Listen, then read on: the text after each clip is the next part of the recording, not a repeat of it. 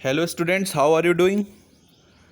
Let's start today's session, which is based on thermal expansion, its concept, why expansion and contraction takes place in different states of matter on heating and as well as cooling also.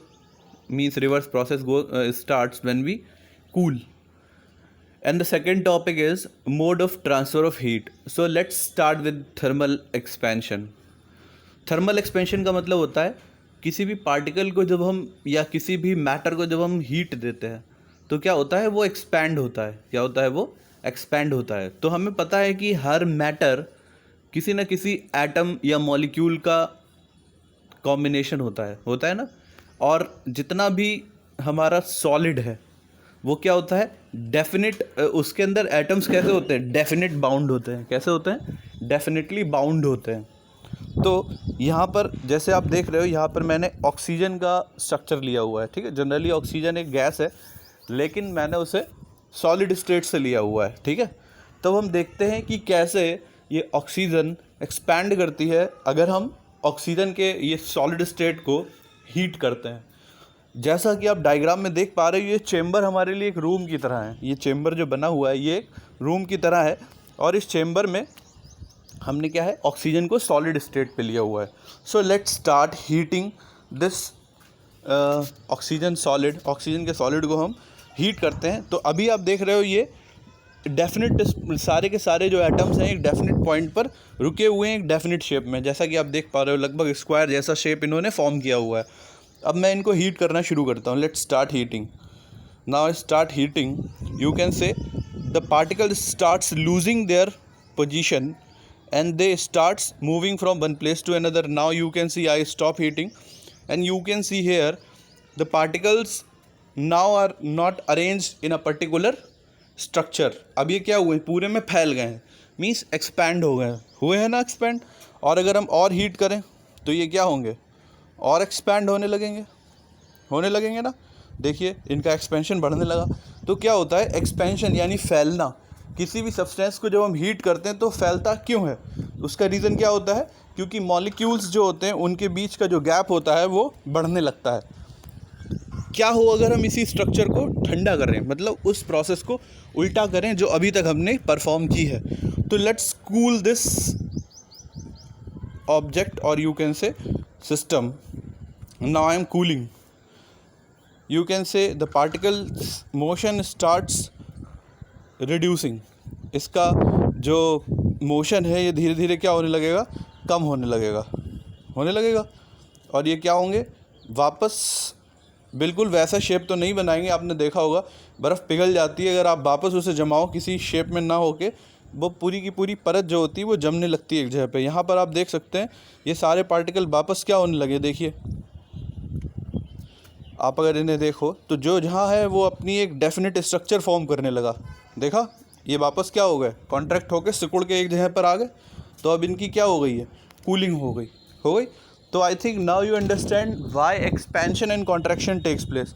कि जब heat होती है तो चीज़ें फैलती क्यों हैं, क्योंकि उनके पार्टिकल के बीच का गैप बढ़ जाता है। और वापस सिकुड़ क्यों जाती हैं, क्योंकि मैटर ठंडा होने पर वापस अपने पार्टिकल्स की जगह को भरने के लिए लौट आता है। ठीक है, तो इस एक्टिविटी के थ्रू आप ये समझ पाए होंगे।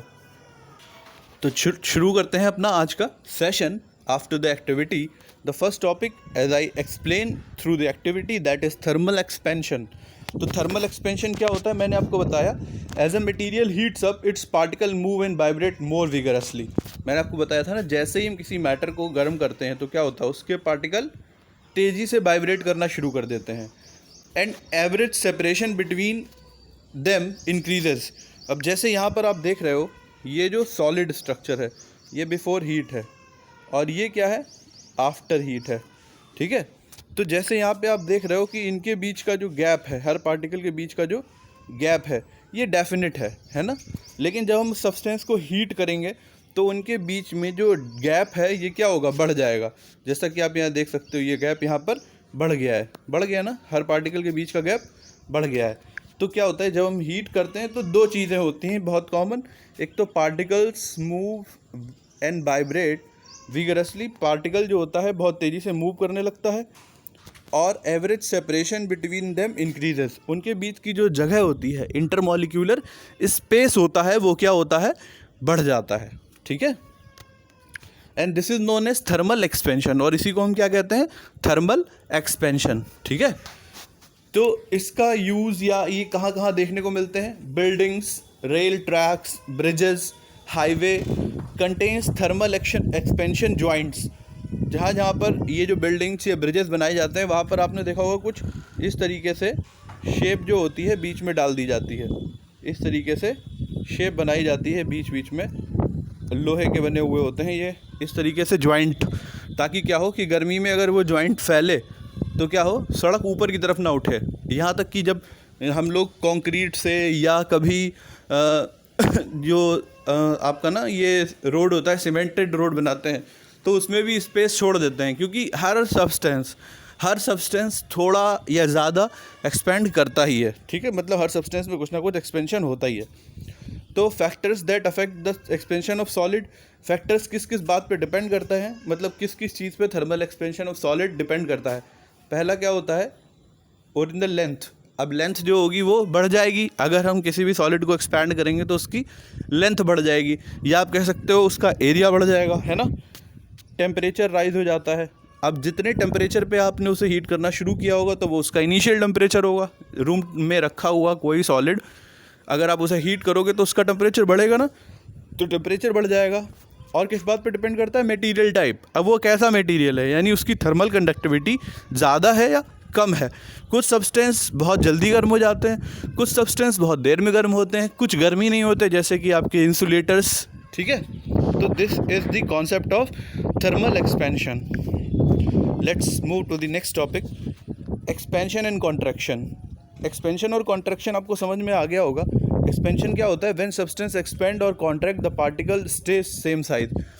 अब अगर सब्सटेंस बड़ा हो जाता है, फूल जाता है, लंबा हो जाता है, एरिया इंक्रीज हो जाता है, तो इसका मतलब ये नहीं होता है कि पार्टिकल का साइज़ बड़ा हो जाता है, बल्कि उनके बीच का गैप बढ़ जाता है। अगर सिकुड़ जाता है, कॉन्ट्रैक्ट हो जाता है, तो इसका मतलब ये नहीं होता कि पार्टिकल का साइज़ रिड्यूस हो गया। इसका क्या मतलब होगा, पार्टिकल के बीच का जो इंटरमॉलिक्यूलर गैप है that has been reduced now, वो कम हो गया है, ठीक है। तो first thing that you should remember that particle size remain same while heating or cooling. Now the next, only the space between the particles change, यानी कि उनके बीच का intermolecular space ही change होता है.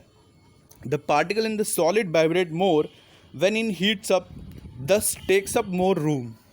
यानी कि जब हम उन्हें हीट कर देते हैं तो दे एक्वायर मोर रूम, मतलब वो ज़्यादा स्पेस घेरते हैं, और उसी को हम क्या कहते हैं, एक्सपैंड होना, है ना। एक्सपेंडेड चीज़ क्या होती है, ज़्यादा जगह घेरती है.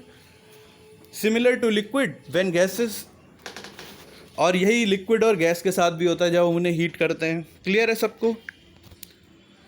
अब हम अगला टॉपिक पढ़ते हैं, ट्रांसफ़र ऑफ हीट, जिसमें हम मोड ऑफ ट्रांसफ़र पढ़ेंगे. आज हम लोग केवल कंडक्शन और कन्वेक्शन, ये दो प्रोसेस पढ़ेंगे, ठीक है. सबसे पहले हम लोग समझ लें हीट ऑफ ट्रांसफ़र या ट्रांसफ़र ऑफ हीट या थर्मल ट्रांसफ़र क्या ऑफ हीट क्या होता है. तो यहाँ पर देखो, थर्मल एनर्जी जो होती है, जो हम लोग पहले ही समझ चुके हैं लेक्चर में, always flow from a region of higher temperature to the region of lower temperature. हमेशा एनर्जी जो होती है हायर से लोअर की तरफ मूव करती है. जैसे ये जो बॉक्स दिख रहा है, इसका टेम्परेचर ज़्यादा है बी बॉक्स से, तो हीट जो होगी, इनके अंदर थर्मल एनर्जी होगी ना, तो वो थर्मल एनर्जी ए से बी की तरफ जाएगी. ये हम लोग पहले लेक्चर में समझ चुके हैं. हीट या थर्मल एनर्जी हमेशा ज़्यादा से कम की तरफ, ज़्यादा रीजन से कम रीजन की तरफ जाती है. Net flow of thermal energy occurs only when there is a temperature difference. अगर इन दोनों का टेम्परेचर बराबर हो, ठीक है, यानी अगर temperature of body A is greater than the temperature of body B हो जाए, sorry equal to the temperature of body B हो जाए, तो कोई भी हीट ट्रांसफ़र नहीं होगा, है ना. हीट ट्रांसफ़र कब होगा, कोई बॉडी हीट ट्रांसफ़र कब करेगी, जब उसके पास कुछ हीट डिफरेंस होगा ना. यानी आप किसी से कोई चीज़ ले या दे तभी पाओगे जब आपके पास ज़्यादा है, उस किसी दूसरे के पास कम हो, है ना. लेकिन दोनों के पास बराबर है और हमें अपनी एनर्जी बराबर रखनी है. तो हर कोई सब्सटेंस, एक चीज़ हमेशा याद रखना, हर सब्सटेंस थर्मल इक्विलिब्रियम मेंटेन करता है. मतलब कि चीज़ों का हीट ट्रांसफ़र तभी तक होता है जब तक उनके बीच जो एनर्जी का लेना और देना है, मतलब एनर्जी का लेना और देना दोनों क्या हो, बराबर ना हो जाए। इस एग्जांपल को समझना हो तो आप कैसे समझ सकते हो कि अगर एक हम लोहे की बॉल ले लें, ठीक है, उसे गर्म करें और लगभग 30 डिग्री तक गर्म कर लें, फिर उसे पानी में डाल दें, ठीक है। जस्ट इमेजिन कि मैं इधर इसका डायग्राम बना के बताता हूँ।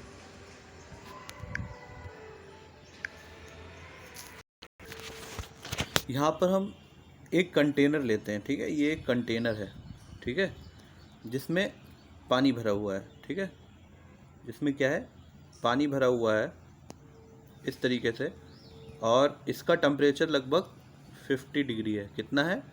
50 डिग्री सेल्सियस है, ठीक है, 50 डिग्री सेल्सियस। और हमने इसमें एक बॉल ले ली, हमने एक बॉल इसमें डाल दी है, ठीक है।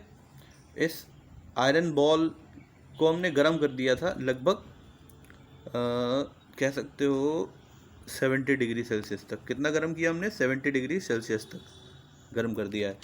अब जो हीट का फ्लो है वो किधर से किधर होगा? अगर आपसे पूछा जाए कि वाटर से बॉल की तरफ होगा या बॉल से वाटर की तरफ होगा, which one will be your correct answer? तो definitely you will say the transfer will be from water ball to water, क्योंकि बॉल का टेम्परेचर ज़्यादा है तो वो अपना टेम्परेचर किसे देगी? पानी को देगी ना। यानी कि पानी क्या होगा? धीरे धीरे गर्म होने लगेगा। आपने ये एक्टिविटी घर पे भी कई बार देखी होगी। कभी कभी क्या होता है, हम लोगों को कुछ ठंडा करना होता है जल्दी, तो क्या करती हैं मदर्स हमारी, उस गर्म पॉट को पानी में रख देती, तो धीरे धीरे पानी गर्म हो जाता है ना। और कब तक ये ट्रांसफ़र चलता है? जब तक कि दोनों का टेम्परेचर एक बराबर ना हो जाए, ठीक है। यानी कि ये जो हीट का लेना और देना है ये कब तक चलेगा? जब तक दोनों का टेम्परेचर बराबर ना हो जाए, यानी दी हुई एनर्जी ली हुई एनर्जी के बराबर ना हो जाए, ठीक है। हम फिर से अब वही पॉट ले लें और उसमें पानी भर दें, ठीक है। अब की बार पानी का टेम्परेचर 50 डिग्री सेल्सियस ले लिया, और जो बॉल है, अब की बार जो बॉल ले रहे हैं इसका टेम्परेचर भी कितना है? 50 डिग्री सेल्सियस। कितना है? 50 डिग्री सेल्सियस। तो अब की बार कोई ट्रांसफ़र होगा? बॉल से वाटर की तरफ होगा, बॉल से वाटर की तरफ होगा, या वाटर से बॉल की तरफ होगा? तो यहाँ पर दोनों ही नहीं होंगे। क्यों? क्योंकि दोनों का टेम्परेचर बराबर है। और हीट ट्रांसफ़र कब होता है? जब सब्सटेंस का टेम्परेचर अलग अलग हो, तभी तो वो ट्रांसफ़र कर पाएंगे। दोनों के पास बराबर हो तो फिर वो बराबर नहीं कर सकते, टेम्परेचर का ट्रांसफ़र नहीं करेंगे, ठीक है। ये किस चीज़ पे डिपेंड करता है? This is called conservation of energy. Energy ऐसा नहीं होगा किसी के पास कम या किसी के पास ज़्यादा हो जाने का मतलब क्या हुआ? कहीं दूसरी जगह से ज़्यादा एनर्जी आ जाए, है ना। जैसे कि अभी मैंने लास्ट एग्जाम्पल आपको समझाया था, जिसमें अभी आपको फिर से देखिए बता रहा हूँ कि क्यों ऐसा है। जैसे मैंने आपसे कहा था कि एक पॉट में जो हमने पानी लिया है उसका टेम्परेचर मान लिया कितना है? जस्ट इमेजिन कि इसमें जो पानी भरा हुआ है इसका टेम्परेचर था 50 डिग्री सेल्सियस, और जो बॉल डाली थी उसका टेम्परेचर था 80 डिग्री सेल्सियस। अब इस प्रोसेस में जब ये पूरा हीट ट्रांसफ़र हो जाएगा तो पानी और बॉल का टेम्परेचर बिटवीन 50 टू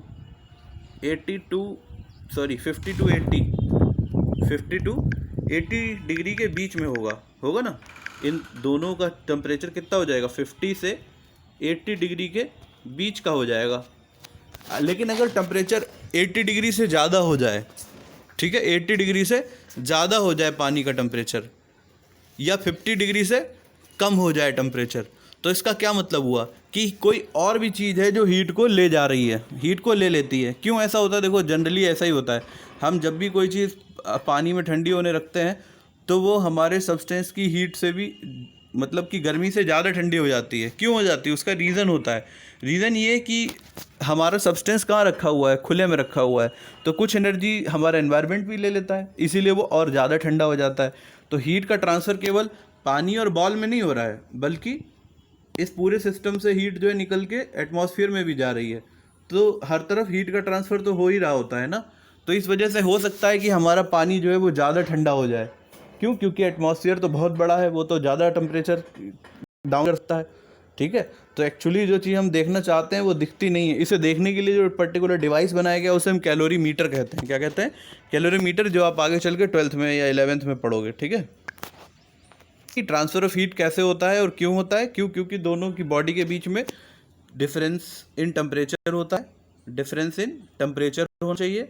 और हीट का फ्लो किधर से किधर होगा? Always from a higher temperature region to lower temperature region होता है, ठीक है। और कब तक होता है, इसके लिए एक प्रिंसिपल दिया गया, that is known as calorimetry, जिसे हम क्या कहते हैं? कैलोरीमेट्री। ये जो हीट का ट्रांसफर पता करने के लिए जिस मेथड का हम यूज़ करते हैं, that is known as calorimetry. तो calorimetry is the acute and precise measurement of heat flow for chemical and physical process. यानी किसी भी केमिकल प्रोसेस में या फिजिकल प्रोसेस में हीट का ट्रांसफ़र कितना और किस डायरेक्शन में हो रहा है, ये पता करने के लिए हम जिस टेक्निक को या जिस चीज़ को स्टडी करते हैं, that is known as calorimetry कहते हैं। हम उसे क्या कहते हैं?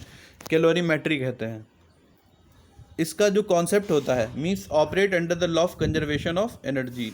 एनर्जी के कंजर्वेशन पे काम करता है, यानी जितनी हीट लॉस होगी उतना ही हीट गेन करेगा कोई सब्सटेंस, ठीक है। हीट का लॉस किसके बराबर होना चाहिए? हीट के गेन के बराबर होना चाहिए। This is the principle of calorimetry. Heat loss is equal to the heat gained. ये चीज़ याद रखना है। और कब तक चलेगी? जब तक दोनों ही सब्सटेंस की हीट क्या ना हो जाए? इक्वल ना हो जाए। थर्मल स्टेट दोनों की कैसी हो जाए? इक्विलिब्रियम में आ जाए, दोनों का टेम्परेचर बराबर हो जाए। यानी कि ट्रांसफ़र ऑफ हीट जो होता है, ट्रांसफ़र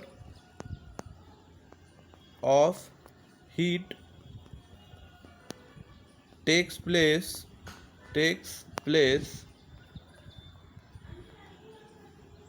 until the temperature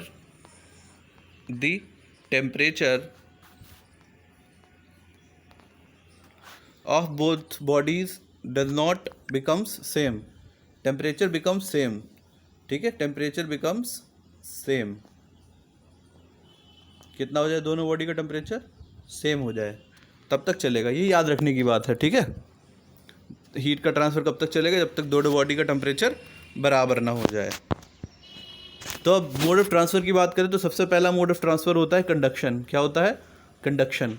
तो कंडक्शन में क्या होता है? Conduction is the transfer of thermal energy through a medium without any flow of medium. Medium का मतलब क्या होता है? आप जिस भी चीज़ को यूज़ कर रहे हो हीट का ट्रांसफ़र करने के लिए, उसके पार्टिकल्स क्या कहलाते हैं? मीडियम कहलाते हैं। अब वो सब्सटेंस आपका अगर सॉलिड हो सकता है, लिक्विड हो सकता है या गैस होता है। वैसे कंडक्शन जो होता है वो केवल सॉलिड्स शो कर सकते हैं। कंडक्शन की प्रोसेस सॉलिड में ज़्यादा शो होती है। कंडक्शन में होता क्या है? Particles at the heated end vibrate vigorously. देखो ये वैसे जब हीट पूरी सब्सटेंस की, अगर हम इस डायग्राम को देखें यहाँ पर से, जैसे सब्सटेंस को अगर हम हीट कर रहे हैं तो देखो यहाँ पर सारे पार्टिकल जो हैं वो एक बराबर हैं, दूरी पर रखे हुए हैं, ठीक है। उनकी जो हीट एनर्जी है वो सबकी सेम है। लेकिन धीरे धीरे क्या होता है? इन पार्टिकल्स की एनर्जी बढ़ने लगती है, बढ़ेगी ना।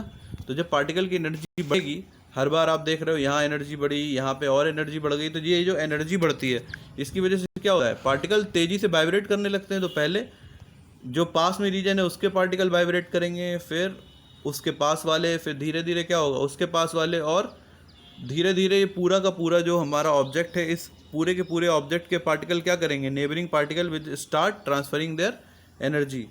ये क्या करेंगे? टकरा टकरा कर अपनी एनर्जी इसे ट्रांसफ़र करने लगेंगे। और धीरे धीरे पार्टिकल क्या होगा?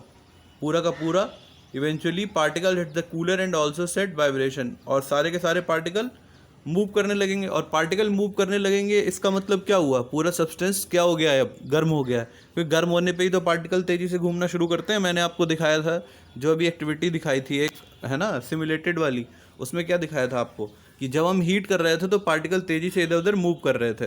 तो पार्टिकल का तेज़ी से मूव करने का मतलब क्या होता है? हीट का बढ़ना।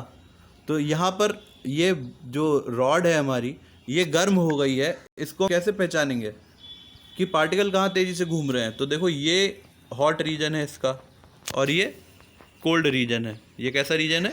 कोल्ड रीजन है। हम कैसे कह सकते हैं इस बात को? अगर आपसे पूछे कोई कि सर आपने ये क्यों कहा कि this is hot reason, this is cold region, वैसे तो आपको दिख रहा है कि जो कैंडल की फ्लेम है वो इस रीजन में टच की हुई, तो definitely it will be the hot reason, and and which is not connected to this flame, that would be cool.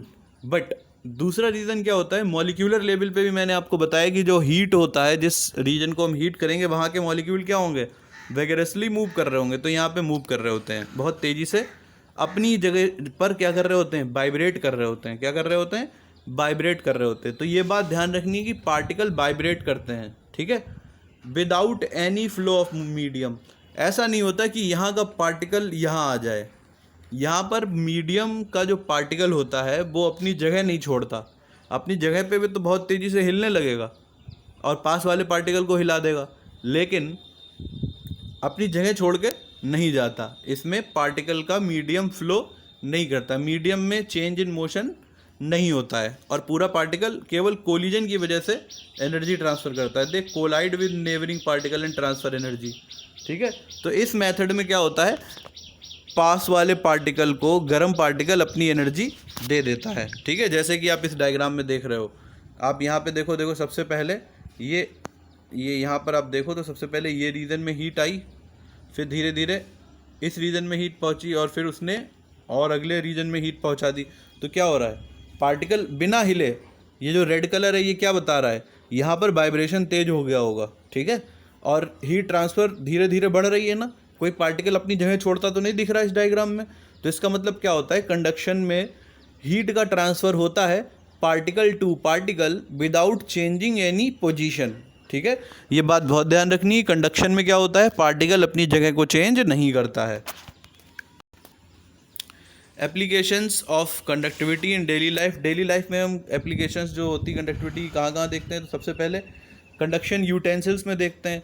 हमारे बर्तन में जो खाना होता है वो गर्म हो जाता है ना।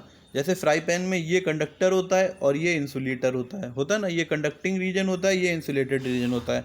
तो हम कंडक्शन इंसुलेशन का इस्तेमाल क्यों करते हैं, देखो भाई, हैंडल ऐसा होना चाहिए जिससे हम पकड़ के जल ना जाएं, और जिस रीजन में हम खाना पकाएं वो ऐसा होना चाहिए कि वो गर्म ही ना हो। ऐसा अगर होगा, अगर वो गर्म ही ना हो तो क्या खाना पक पाएगा आपका। तो वो रीजन कैसा होना चाहिए, बहुत तेज़ी से गर्म होने वाला होना चाहिए। तो हमारे जितने बर्तन होते हैं वो अधिकतर किसके बने होते हैं, मेटेलिक होते हैं। कैसे होते हैं, मेटेलिक होते हैं।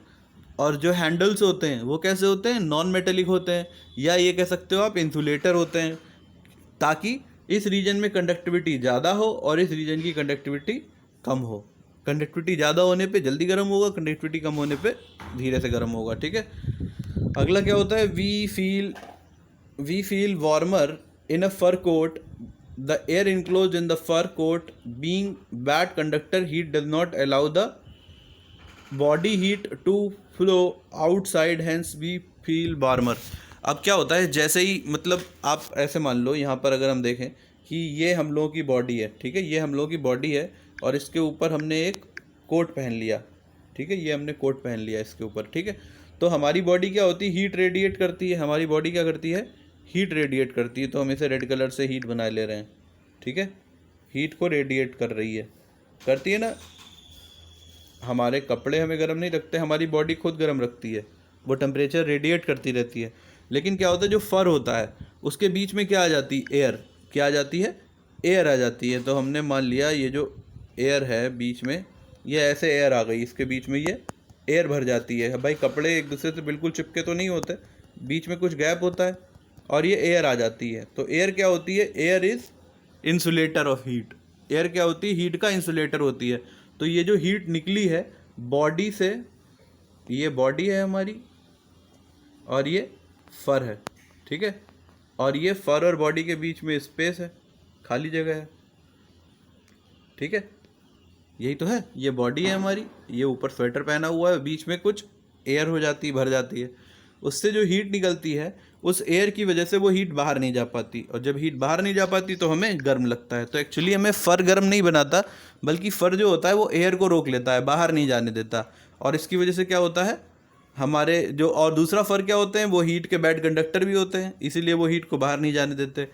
ऐसा ही प्रोसेस ये हमने क्यों यूज़ किया, कैसे यूज़ किया, तो चिड़ियाँ होती हैं जाड़े के दिनों में। चिड़ियाँ जो होती हैं, अगर किसी के घर पे कोई बर्ड किसी ने अगर पाली हुई हो तो देखोगे आप कि जाड़ों में चिड़ियाँ जो होती हैं वो अपने पर फुला लेती हैं। फुलाने से क्या होता है कि वो अपने घर में जब जाड़ा होता है, सॉरी, तो उसमें क्या होता है, जब बहुत कम टेम्परेचर हो जाता है तो वो अपनी बॉडी, अब क्या होगा देखो, जब जाड़ा होगा तो आपकी बॉडी का टेम्परेचर ज़्यादा होगा, बाहर का टेम्परेचर कम होगा। ऐसा ही तो होता है। हमें क्यों ठंड लगती है? क्योंकि हमारी बॉडी टेम्परेचर बाहर छोड़ती है। बाहर का टेम्परेचर 7 डिग्री 8 डिग्री होता है, हमारी बॉडी का टेम्परेचर 37 डिग्री होता है। तो हीट का ट्रांसफ़र हमारी बॉडी से एटमॉस्फेयर में होगा। तो एटमॉस्फेयर तो हमारी सारी हीट खींच लेना चाहेगा, क्योंकि वो तो बहुत बड़ा है, पूरी अर्थ है, और आप छोटे से हो उस पूरी अर्थ पे, है ना। तो वो तो आपका, जैसे आप ये हो, आप यहाँ पर हो एक छोटे से, ये हम लोग हैं, ठीक है, और ये पूरा एटमॉस्फेयर है चारों तरफ। अब क्या होगा, जाड़े के दिनों में आपका टेम्परेचर कितना होगा, 37, बाहर का टेम्परेचर 7 या 8 डिग्री। तो हीट क्या होगी, आपकी बॉडी से निकल के कहाँ जाएगी, एटमॉस्फेयर में जाएगी ना। तो हीट कब तक जाएगी, जब तक आपका और एटमॉस्फेयर का टेम्परेचर बराबर ना हो जाए। और सर अगर आपका और एटमॉस्फेयर का टेम्परेचर बराबर हो गया तो हम लोग तो मर जाएंगे। हमारा टेम्परेचर और एटमॉस्फेयर तो बहुत बड़ा है, वो हमारा टेम्परेचर 0 कर देगा ना, और तब भी वो ठंडा नहीं होगा, लेकिन हम ठंडे हो जाएंगे तब तक। तो क्या होता है, हीट का फ्लो रोकने के लिए हम स्वेटर पहनते हैं, कोट पहनते हैं, या कई लेयर्स में कपड़े पहनते हैं, तो जिससे क्या हो, आपको ठंड ना लगे। ये क्वेश्चन भी पूछा जाता है कि अगर आप एक जैकेट पहनो या कई लेयर में कपड़े पहन लो तो कौन ज़्यादा सही एग्जाम तरीके से हमें ठंड से बचाएगा। तो ज़्यादा लेयर में कपड़े पहनना ठंड से ज़्यादा बचाएगा। क्यों बचाएगा? क्योंकि ज़्यादा लेयर में ज़्यादा एयर की लेयर बनेगी, और ज़्यादा एयर होगी तो हमारी हीट भी ज़्यादा बाहर नहीं जा सकती। ऐसे ही क्या होता है, अगला है, Eskimo make double walled house of blocks of ice, air enclosed between the double. अब जो एस्कीमोज होते हैं, मतलब जो पोलर रीजन में लोग रहते हैं, पोलर रीजन में रहने वाले लोग, वो जब अपना घर बनाते हैं तो वो वहाँ तो घर बर्फ़ के ही बने हुए होते हैं, आपने पढ़े होंगे, ठीक है, इग्लूज़। तो वहाँ पर क्या होते हैं, जो घर होते हैं वो कैसे बनाते हैं, पहले एक लेयर बना लेंगे, ठीक है, उसके बाद दूसरी लेयर बनाते हैं घर की, इस तरीके से, और बीच में खाली जगह होती है। बीच में क्या होती है, खाली जगह होती है। ये जो होती है ये खाली जगह होती है, इसमें एयर भर जाएगी, ठीक है। अब क्या होगा, हीट से जो बाहर की ठंड है वो अंदर नहीं आएगी, और अंदर जो आपकी बॉडी रेडिएशन कर रही है वो बाहर नहीं जाएगा। तो इससे क्या होगा, हमें ठंड नहीं लगती। अब क्या होता है, इन्हीं टेक्नोलॉजी का यूज़ करके आज घर बनाए जाते हैं। गर्मियों में क्या होता है, हम जब घर बनाते हैं तो कई लोग अब घर कैसे बनाते हैं, डबल वॉल का, डबल दीवारें बनाई जाती हैं। यानी एक दीवार खींच दी पहले हमने क्या किया, एक दीवार बना दी इस तरीके से, ठीक है, एक दीवार बना दी गई, और फिर दूसरी जगह लेके थोड़ी सी जगह छोड़कर दूसरी दीवार बना दी गई, ठीक है। तो इस बीच की जगह में क्या होता है, एयर आ जाती है, ठीक है। तो जब सनलाइट इस पे पड़ती है, जब सनलाइट इस पे पड़ेगी तो हीट जो होगी वो इस इंसुलेशन की वजह से अंदर नहीं जा पाएगी, और अंदर का टेम्परेचर जो होगा वो कम रहेगा। तो ये टेक्निक भी यूज़ की जा रही है आजकल घर का टेम्परेचर रिड्यूस करने के लिए, गर्मी से बचने के लिए, ठीक है।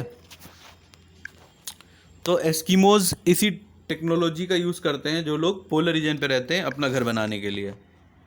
अब क्या होता है, हम हमेशा गर्मी पाना नहीं चाहते, कभी कभी गर्मी से बचना भी चाहते हैं। तो यहाँ पर आप डायग्राम देख रहे हो, insulation is use to limit the conduction of heat from inside to outside. अपने घर के अंदर से बाहर तक जो होती है वो हीट का ट्रांसफ़र रोकने के लिए, यानी बाहर से हीट अंदर ना आए, या कभी कभी क्या होता है अंदर से हीट बाहर ना जाए, उसको रोकने के लिए हम इंसुलेशन में में कुछ इंसुलेशन मतलब स्पेशल टाइप का करते हैं। और वो किससे करते हैं, फाइबर ग्लास बैट से।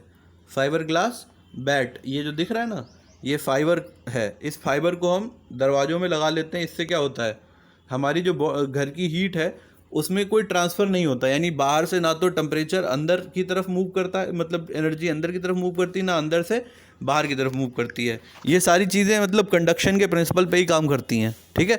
आपको कहाँ पे गर्मी यूज़ करनी है तो आप क्या करो, गुड कंडक्टर यूज़ करो। जहाँ पे आपको गर्मी नहीं चाहिए वहाँ पे आप बॉल कैसे मटेरियल की बनाओ, इंसुलेटर्स की, ठीक है। जैसे कि हम लोग के घर जो होते हैं ये ब्रिक्स सीमेंट्स के बने हुए होते हैं। क्यों बने होते हैं, क्योंकि ये जो होते हैं they are bad conductor of heat, ये हीट के बैड कंडक्टर होते हैं, ठीक है। अब आपने देखा होगा कि आपके जाड़ों में आप घर पे जो होता है कमरे में हीटर जलाते हो, तो हीटर की जो गर्मी होती है वो पूरे कमरे में कैसे पहुंचती है, पूरा कमरा गर्म करता है हीटर। कैसे करता है, जैसे आप यहाँ पे देख पा रहे हो, ये हॉट एयर, यहाँ पर की एयर क्या होगी, यहाँ की एयर जो होगी वो धीरे धीरे हॉट हो जाएगी और ऊपर उठ जाएगी। जब वो ऊपर जाएगी तो क्या होगी, कूल हो जाएगी। भाई कूल, कमरा यहाँ पे ही तो गर्म हो रहा है, हीट का सोर्स क्या है ये। हीट जब ऊपर जाएगी तो एक जगह ऐसी आएगी जहाँ उसकी एनर्जी ख़त्म हो जाएगी, तो वो ठंडी हो जाएगी, फिर नीचे आएगी, फिर गर्म होगी, फिर ठंडी, फिर गर्म, फिर ठंडी, फिर गर्म।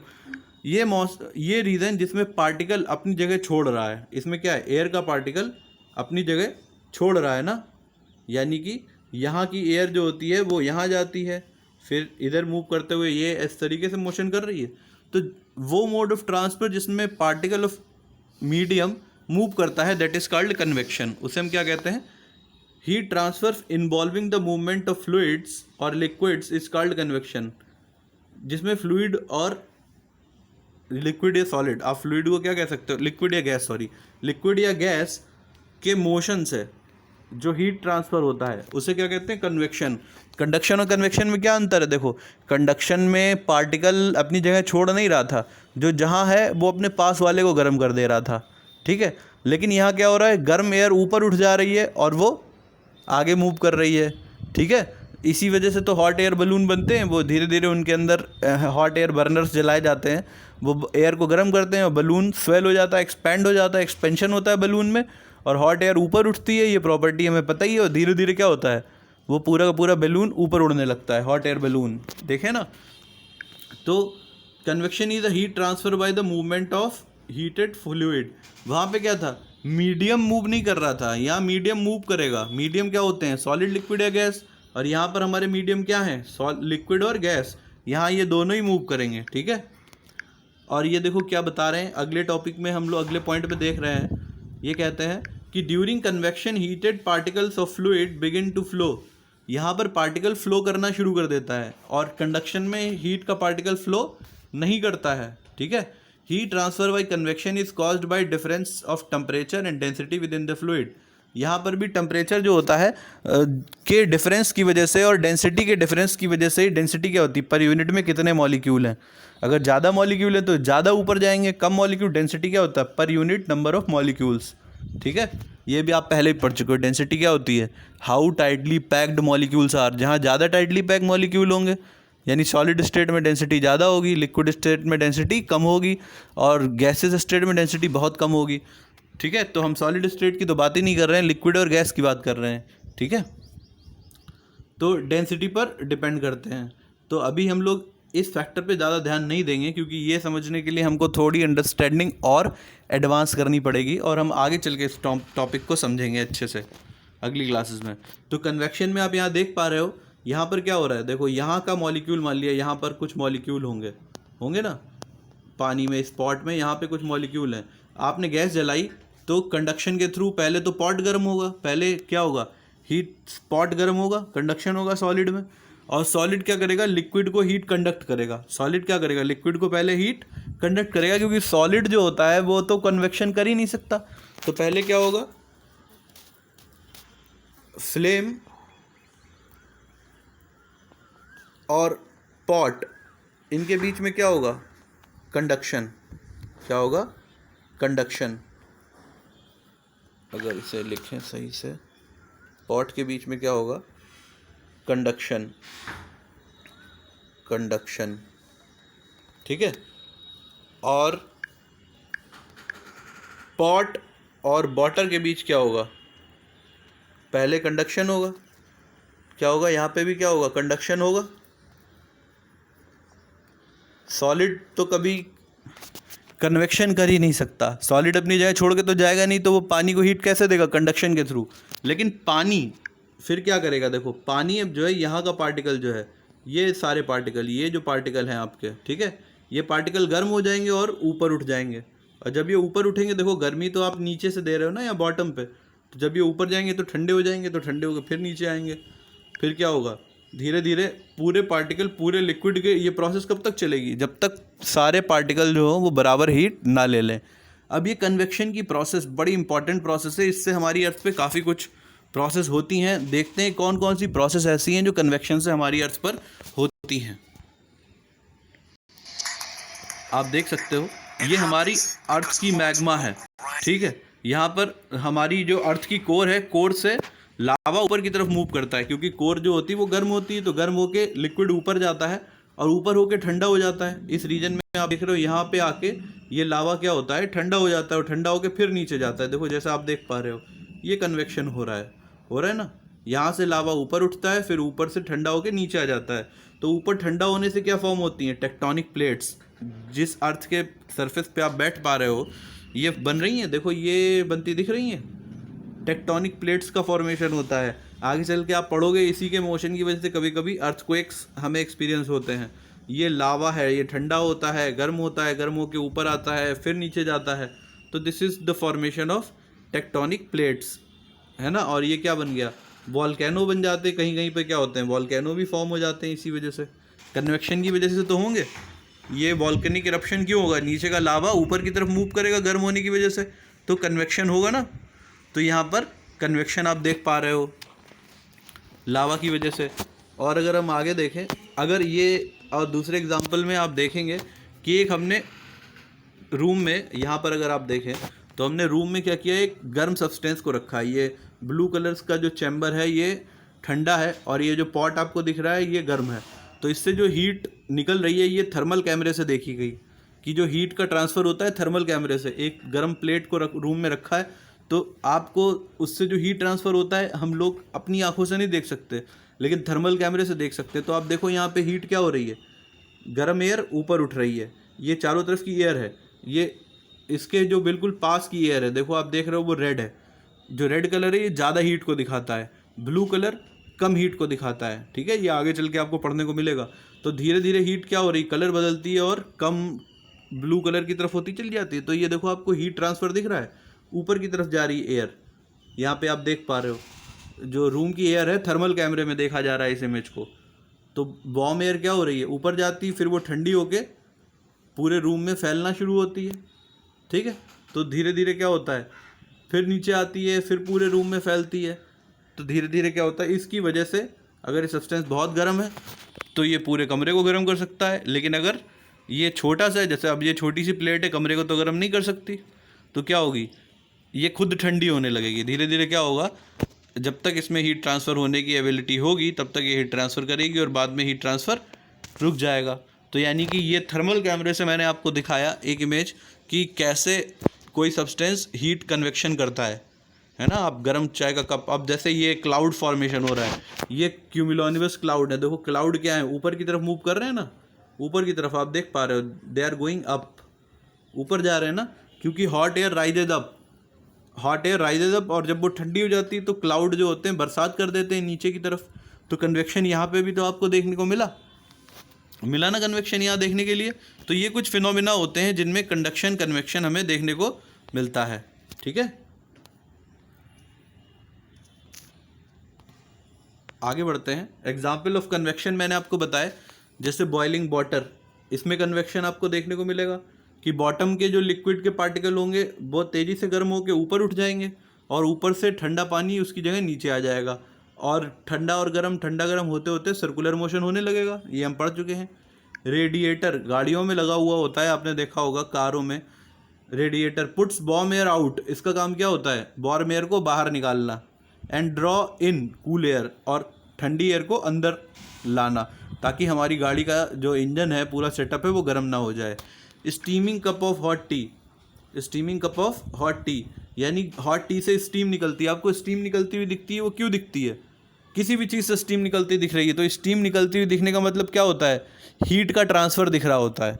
क्या दिख रहा होता है, हीट का ट्रांसफ़र, यानी कि आसपास की ठंडी एयर जब गर्म हो जाती है तो वो हीट की फॉर्म में आपको देखने को मिलती है। ठीक है, जैसे हमारी बॉडी से जब एयर निकलती है गर्मियों में तो वो नहीं दिखती, लेकिन जाड़ों में चारों तरफ का टेम्परेचर होता है ज़्यादा और हमारे बॉडी का टेम्परेचर होता है, जाड़ों में टेम्परेचर बाहर का होता है कम, हमारी बॉडी का टेम्परेचर होता है ज़्यादा। तो जैसे ही हमारे मुंह से एयर निकलती है तो वो धुआं बन जाती है ना, क्योंकि वो क्या करती है, आसपास के एयर को गर्म करने की कोशिश करती है। तो जब गर्म करेगी तो स्टीम जैसी दिखाई देगी, तो स्टीम अपीयर होती हैं।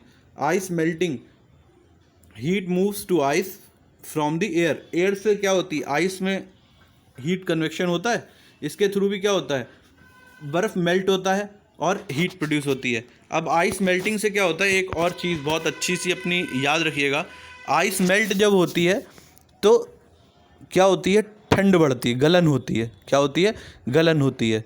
ठीक, जैसे एग्जाम्पल के तौर पे बताएं, जब पहाड़ों पे आइस कैप्स पर बर्फ़ पिघलती है तो जाड़े के दिनों में गलन यानी उंगलियां जो होती हैं वो हम लोग को ज़्यादा शून्य जैसी लगती हैं, लाइफलेस लगती हैं। क्यों? क्योंकि देखो बर्फ़ पिघलेगी कैसे, एटमॉस्फेयर से बर्फ़ पिघलने के लिए हीट लेगी, तो एटमॉस्फेयर ठंडा हो जाएगा ना। तो जब भी हीट ली जाएगी तो बाहर का टेम्परेचर कम हो जाएगा और बर्फ़ का टेम्परेचर बढ़ेगा तो वो पिघल के लिक्विड बन जाएगी, है ना। तो क्या होता है, जब भी बर्फ़ पिघलती है पहाड़ों की तो ठंडक बढ़ जाती है, ये बात याद रखिएगा, ठीक है। आइस की मेल्टिंग से क्या होता है, ठंडक बढ़ती है। हॉट एयर बलून्स का एग्जांपल मैं आपको बता चुका हूँ कि जो बलून्स होते हैं उनमें बर्नर लगे होते हैं जिनके थ्रू वो गर्म हो जाते हैं, गर्मी करते हैं, और गर्मी करने के बाद एक्सपेंड करते हैं, बलून बन जाता है। वो पूरा का पूरा पैराशूट जैसा जो होता है वो बैलून फूल जाता है, और बैलून फूलने के बाद वो ऊपर उठने लगता है, ठीक है। आगे की तरफ बढ़ते हैं, अगले टॉपिक की तरफ। मेंटल कन्वेक्शन मैंने आपको दिखाया था, जो हमारी लावा होता है, लावा जो कोर होती है, कोर, फिर मेंटल, फिर क्रस्ट, हमने पढ़ा है ना, ये कोर होती है अर्थ की, ठीक है। फिर उसके बाद मेंटल होती है, फिर क्या होती है, क्रेस्ट होती है, ये हमने पढ़ा है ना, ये लेयर्स हमने पढ़ी हुई हैं ज्योग्राफी में अपनी, ठीक है। तो जो लिक्विड था आपने देखा, लावा गर्म होकर ऊपर उठेगा और फिर क्या होगा, वो ठंडा होकर नीचे आ जाएगा, फिर गर्म होगा, फिर ऊपर जाएगा। तो ये this is called mental convection. ये मैंने यहाँ पर पूरा डिटेल में लिख भी दिया है ताकि आपको समझ में आए। ओशनिक सर्कुलेशन, ओशियन का वाटर कैसे सर्कुलेट करता है, देखो अर्थ पे दो पोर्शन है, ठीक है। एक है ये हमारी अगर अर्थ है, ठीक है, तो ये रीजन इक्वेटर है, ठीक है, this is equator, red colour से दिखाया है। और ये रीजन पोल है, ये मैंने ब्लू से दिखाया है, ये पोलर रीजन है, ये आपने पढ़े होंगे अपनी ग्लोब पर, ठीक है। तो यहाँ का वाटर कैसा होगा, यहाँ पर का वाटर होता है हॉट, इक्वेटर का वाटर होता है हॉट, तो वो किधर मूव करता है, पोल की तरफ, और पोल पे वो पानी हो जाता है ठंडा, तो वो पानी किधर मूव करता है, इक्वेटर की तरफ, ठीक है। सॉरी, पोल पे ये पानी हो गया ठंडा, तो ठंडे के लिए ब्लू कलर बनाया था, तो यहाँ से पानी ठंडा होके इक्वेटर की तरफ आएगा। यानी पानी जो होता है वो warm water around the equator move towards the pole, and cooler water at the pole move towards the equator. तो ये कन्वेक्शन होता है, इसकी वजह से क्या होता है, वाटर का मोशन होता है। ऐसे एयर भी क्यों चलती है, अर्थ पे एयर क्यों चलती है, अर्थ की अनइवन हीटिंग की वजह से। फिर वापस अर्थ बना लें अगर हम, सॉरी, अब वापस अर्थ बना लेते हैं, ये हमारी अर्थ है, ठीक है, ये इक्वेटर है, सॉरी, ये इक्वेटर है, ये इक्वेटर है, और ये पोलर रीजन्स हैं, ठीक है, ये यहाँ पे पोल है। तो यहाँ की एयर ठंडी होगी तो वो वार्म की तरफ जाएगी, और यहाँ की एयर वार्म होगी तो वो पोलर रीजन की तरफ जाएगी। तो इस वजह से एयर मूव करती है। और ये टॉपिक हम कब पढ़ेंगे, जब हम लोग पढ़ेंगे विंड, स्टॉर्म एंड साइक्लोन, तब डिटेल में इस बात को पढ़ेंगे। अभी केवल हमने हीट के इफेक्ट को समझा है। तो ये हमने कंडक्शन और कन्वेक्शन को आज समझा, ठीक है। अगर आपको इनमें कोई डाउट आए आप मुझसे पूछेगा, ये बहुत इंपॉर्टेंट टॉपिक है, आपको 11th-12th में भी पढ़ने को मिलेंगी थर्मल, जब हम लोग कंडक्शन पढ़ेंगे, ठीक है। Thank you students for the listening today's session.